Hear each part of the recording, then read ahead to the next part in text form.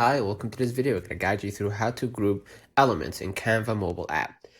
So first of all, let's throw in an element, let's say a graphic. So I'm going to go ahead to elements here, the toolbar below. I'm going to add a circle. Now just stay there, right? You're going to see a list below. Swipe left to find more. Just click more, the last option. Now we're gonna select the second option, select multiple. Now we're gonna tap the channel logo and the screen recording, right? That's 3. Now all I gotta do is hit group, the first option here at the very top. Now when you want to move them, they will go together, right? Does that make sense?